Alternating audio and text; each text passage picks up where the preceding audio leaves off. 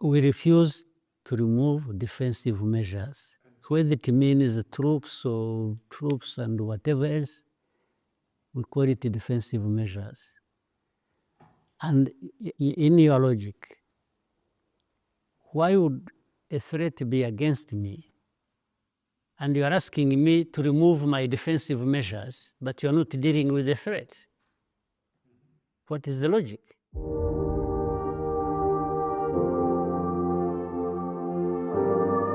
When we observe from the outside, and in the period of pressure, of sanctions, of criticism that your country has been subjected to for some time, can we speak of an ongoing process of diplomatic isolation of Rwanda?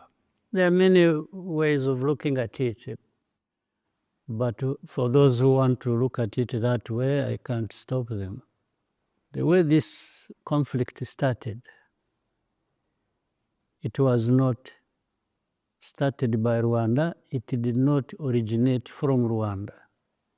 That negligence by those who should have handled it the right way made FDLR an issue for a long time and continued to constitute a threat against Rwanda, especially when it is being fed and supported by a government. Sanctions or kinds of threats or really literally just insults being hurled at Rwanda as if we have done anything other than defending ourselves and making sure that no threat crosses the border into Rwanda from anywhere, and this particularly from Eastern Congo. It's like you are blaming the victim and praising the perpetrator. So the easiest thing to do here is to blame Rwanda and heap all the penalties and whatever onto Rwanda because it is easy. They are doing what is easy for them to do. The blame, the sanctions, the threats of anything else, it's easy. But can it give a solution when you are keeping quiet about the real issues, the root cause? More precisely, on March 2, the American Treasury imposed sanctions against the RDF and 4 of its leaders, including the Chief of Staff, demanding the immediate withdrawal of your troops from Eastern Congo because of their support to the M23.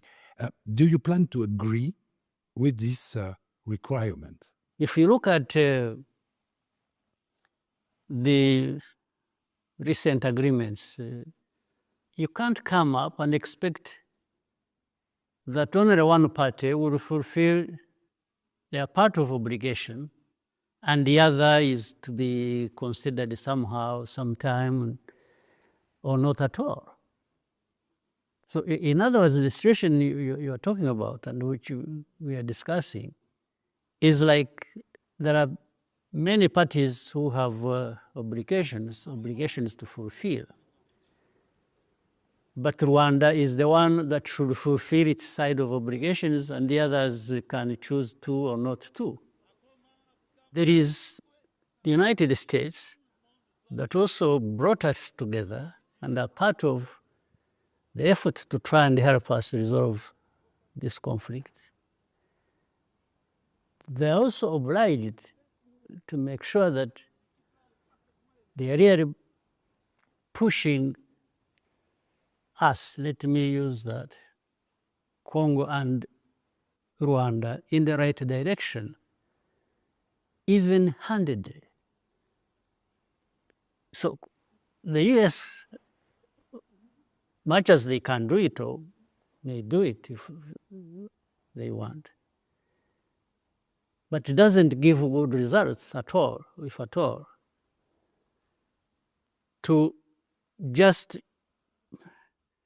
choose which side you should put a lot of weight on, and the other you should handle lightly for maybe other reasons, which I'm not conversant with. So, but if you pick and choose, and one morning you say, no, I will go with this one, then there is a problem. It just won't give us good results. Yes, but it seems, and you know, that the taking of the city of Uvira by the M23, just 6 days after the signing of the Washington Agreement, was perceived by the Americans as American administration as a sort of outrage, an affront. I think it was selective. People chose to understand it the way they wanted to.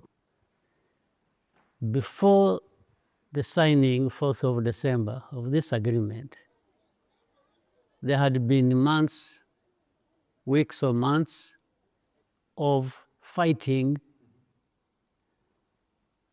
some of it originating from Uvira, others towards Uvira. This was way before the signing of the agreement. I'm saying that it is selective, the understanding is selective, because people think Uvira was just something that happened after the signing of the agreement, which is not true. Uvira did not happen by accident or just after the 4th of December. It was about to happen even as the agreement took place. The United States had been informed during almost day in, week in, week out. They had been informed of the developments. So it couldn't be that therefore Uvira just happened after the 4th of December in defiance or in ignoring the signing of the agreement. That's not true. But of course, again, as I said, being selective and people just doing whatever they want. There are some people in the whole process who will choose that to get to another level or to achieve a different kind of outcome as they wish. Mr. President, your ambassador in Washington declared, it was on January 22nd, and I quote, Rwanda does engage in security coordination with AFC M23. I state this clearly to build trust through transparency. Everyone interpreted this as an acknowledgement of the fact that your defensive measures really mean a presence of your troops on the ground in Eastern Congo. Do you agree with this interpretation? Yes, largely it makes sense. What ordinarily, what would anybody define defensive measures as? To do with the problems that are in Eastern Congo. It means a number of things. It means you may use equipment, you may use troops on the ground, it means to defend that territory. So I don't understand the contradiction. It is actually to defend our border. So if I'm defending my border, one morning I'm in 5 kilometers or 10 or 20 because of what I identified as the threat.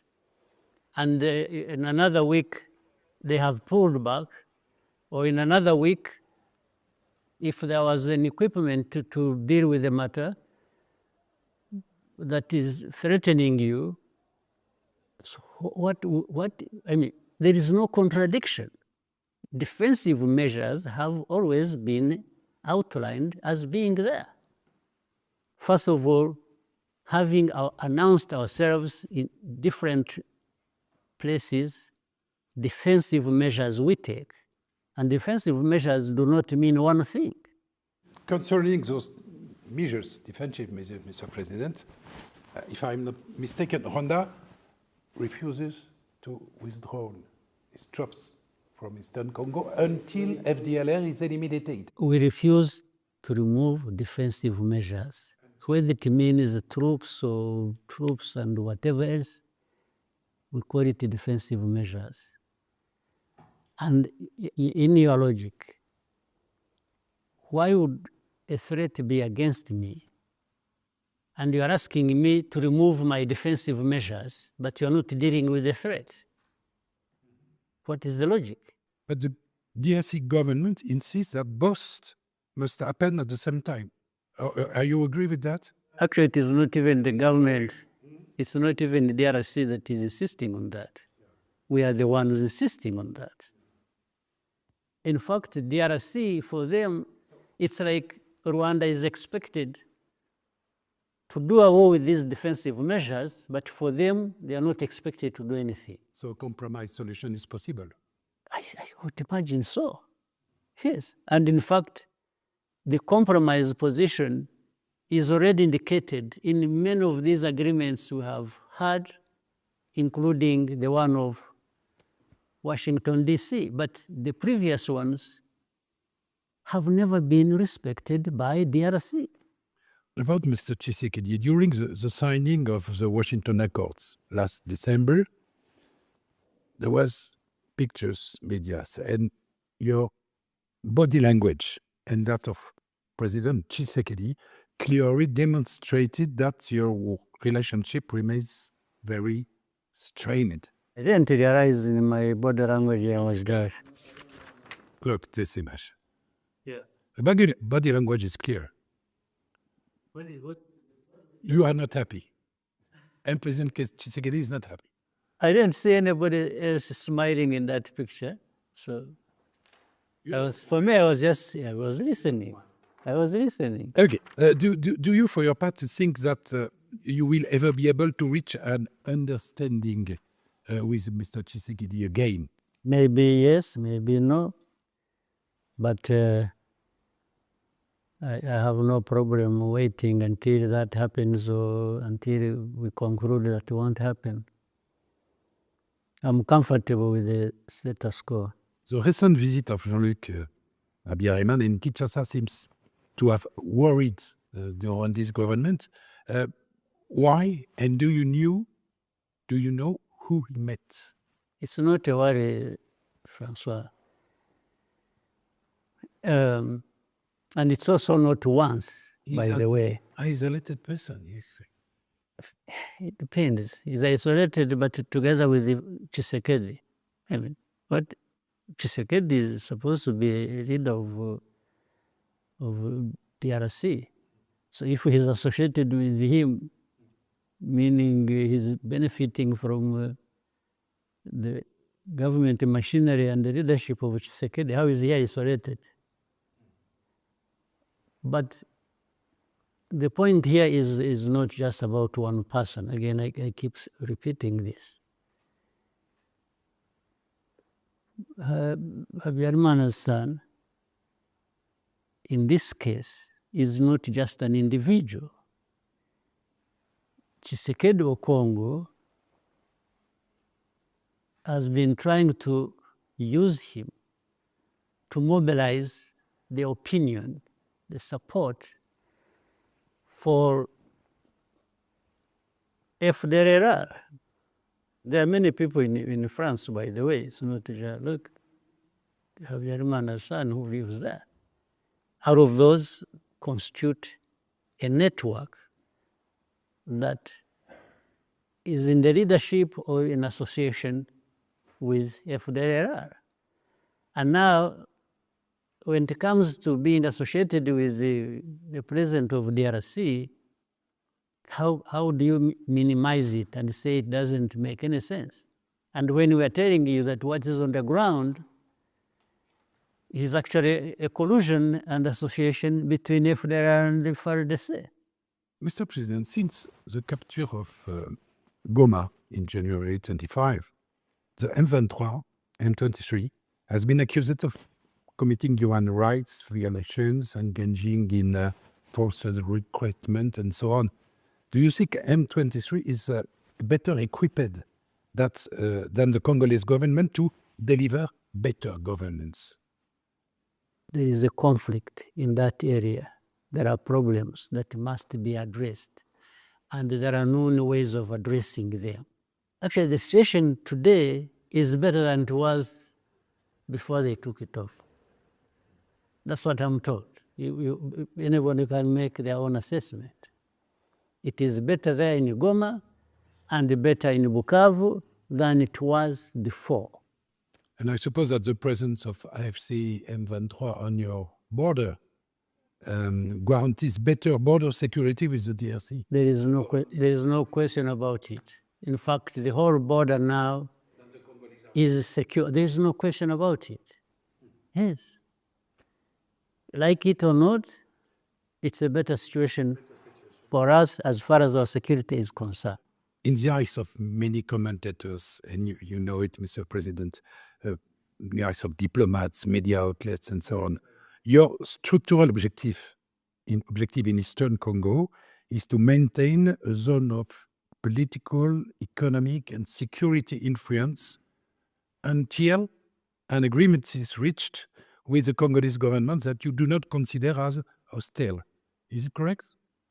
The issue is, as of now, as of yesterday, we want a peaceful coexistence, okay? Right now, even in a conflict, as we said earlier, the zone controlled by AFC M23 is not an immediate danger to us. So, to some extent, we are comfortable with that. But we know that that is not the end of the road. There is a lot of work to be done in the context of there is Eastern Congo, but there is the whole of Congo. So, can Eastern Congo or the whole of Congo not be a danger to the neighbors, especially ourselves? These are the basic demands. I don't want anybody to threaten the security of our country. So we will be very hard on saying we have to secure our border. There's no question about it, by all means. One of your objectives is to become a hub in mineral processing? We have been a hub for many things. There's a financial hub here, there's Regional. yes, regional hub. What is the problem? Why should this be an accusation against us? Why? By the way, because then they say, you see, they are there in the DRC because they want minerals. But are you aware that we have our own minerals here? You know?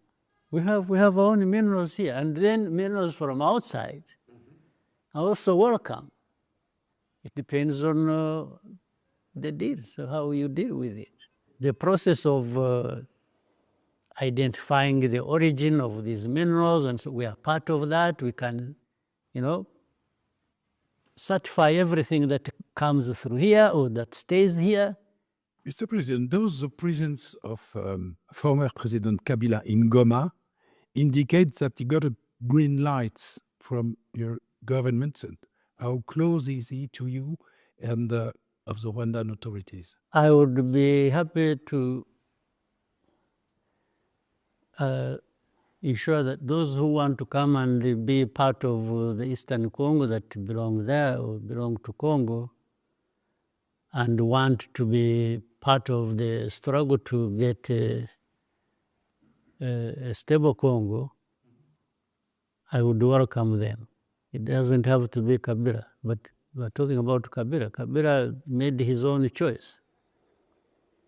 His own choice of how he has his problems. You know how the current government has been running after him or has prosecuted him or has to death or maybe taken over some of his assets or whatever they did.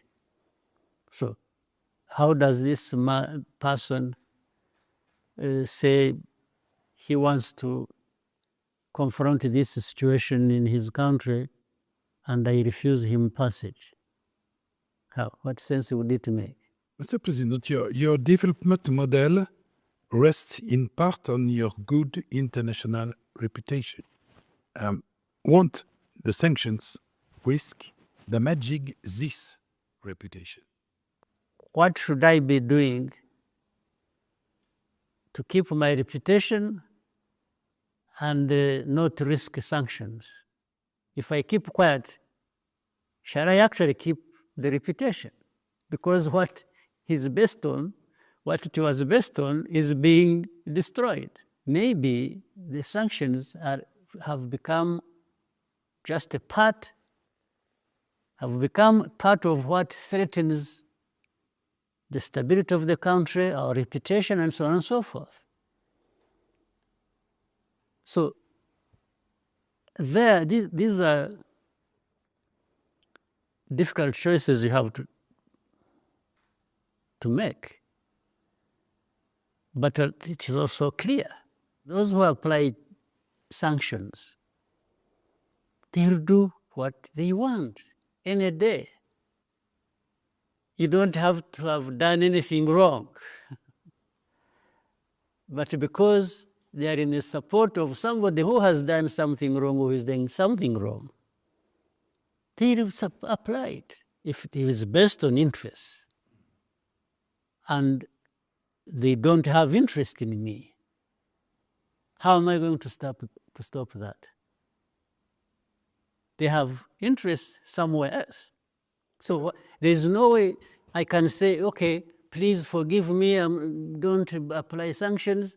I don't know what I can do because I don't understand the basis of their sanctions. Your government, Mr. President, has raised the possibility of withdrawing troops from Mozambique if European aid to this mission is suspended. What is the European Union's response, and are you ready to carry out this threat? It's not a threat. It's just a reality. Having accepted and having taken there our troops and actually having done the best we could, and maybe that to an extent that can be determined by others, improved the situation a great deal. There has to be a way to sustain this. I mean, we are not expected to be supportive of the effort in Mozambique or anywhere, and then we pay for it. So our presence there does not even depend on European Union, which was even giving a fraction of what we are actually spending. $20 million. Yeah, $20 million. But we are spending about 4 or 5 times that in running a force that is between maybe close about 5,000 plus the police force. No, we didn't ask for this 20 million before we even agreed to go and help Mozambique. And European Union, I don't know how they got confused about it, that they would be giving this money as a favor to us. No, actually it is a favor to Mozambique that we are helping. The companies there, operating there, Total, ExxonMobil, and others, and the government of Mozambique, whose assets these are, should figure out how to pay for the security they need. And comparing that amount of money to the volume of investment, it's very tiny. So now, do they need security or they don't? If they need security, they pay for it. If they don't need it, why would we even have to be there? The next day we should pack our bags and go. One last and personal question, Mr. President. Last June, how can I put it? You completely disappeared from public view for 3 weeks. 3 weeks? 3. Almost no one knew where you were, and many rumors circulated on social media and the press concerning your health, to the point that the government had to deny them officially. So, did that surprise you first?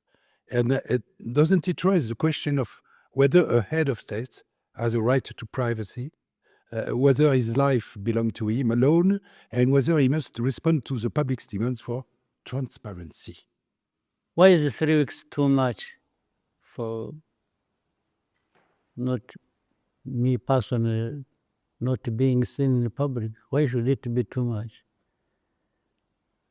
And even take a month, you can disappear. But these days I've been learning to take holidays and relax with my grandchildren, and so I will do more of this, I think. But let me tell you, if you take from anywhere 10 people randomly, here, France, London, UK, America, and took 100 people, okay, and include me among them, and you want to investigate how healthy they are, I come among the top 10.